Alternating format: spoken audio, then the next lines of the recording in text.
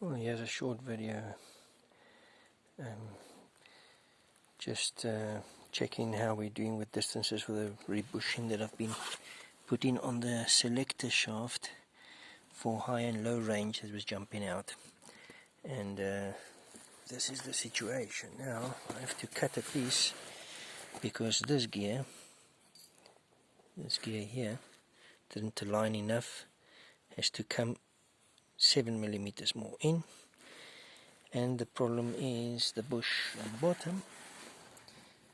The protrusion of the bush is too much, so I'll cut that off a little bit. And the bush on that side, can't really see it now, is fine. It doesn't catch with anything. I did fit it in with Loctite. A very thin and narrow bush. It's actually a piece of copper pipe for hot water installation. And the diameter was 18 outside. The inside diameter was correct, which was 16. The shaft is 16mm. So I had to grind down a little bit on the shaft. Well, actually not on the shaft, I mean on the bush, on the bronze. So now that's all in with the Loctite. Tight fit, it won't come loose. And I just didn't know where I should end the bush, so I'll cut off now those 7mm and I'll put it all together. I didn't put any sealants or gaskets or bolts or nothing, not even the bearings. This is all just hand fitted on to figure out whether I had this correct or not, but everything is in place.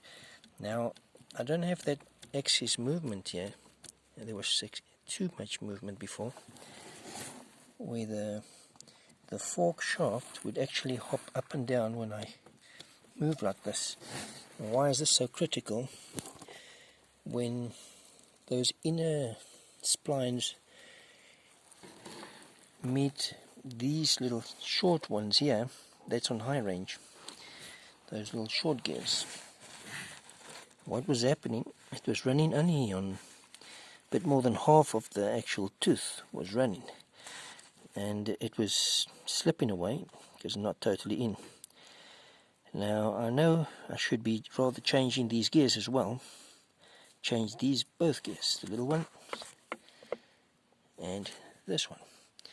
But I'm going to try, now that it's going to run totally in, full tooth, I'm going to try and see if it jumps out or not, which I think it won't, because the little ball spring that comes here, aligns with the shaft. Is it here? Here goes the spring little ball.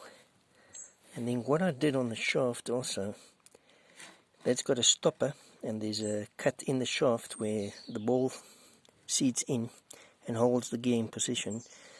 I noticed that I could win a little bit, so I welded the one side of the V on the shaft and I ground away on the other. Just a bit of spot welding, no overheating at all.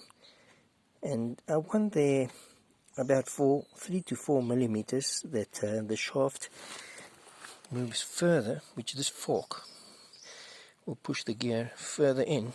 Then I'm going to use this full. This tooth will be fully engaged with the other one, not 3/4. I'm hoping for that to fix it. If not, I'll dismantle everything again, because I got time. I got a lot of free time, because here in Spain we don't have work for old people. When you get to 50, you're not needed anymore anyway. But that's fine. This is a good life like this.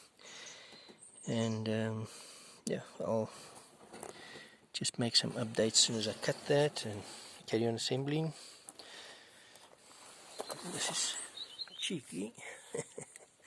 Getting cold today. And there's the Jeep. Well, let me just show it quickly for junk now. It's a CJ3 Spanish military Jeep. Actually, my dad restored this in 2006. When he passed away, I got the Jeep, and I'm just doing a few fixings on it. I need a new soft top. Actually, I'm thinking of manufacturing myself. I don't know if I must do tin or must I use fiberglass.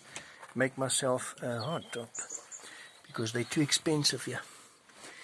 This one lasted about 6 years, €1,000 for the soft top, and I don't have a garage to keep the car in, so the sun bakes it and everything.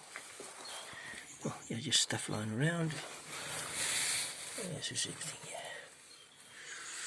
Well, that's what the clocks look like, and that's a Spanish Jeep. Bye now.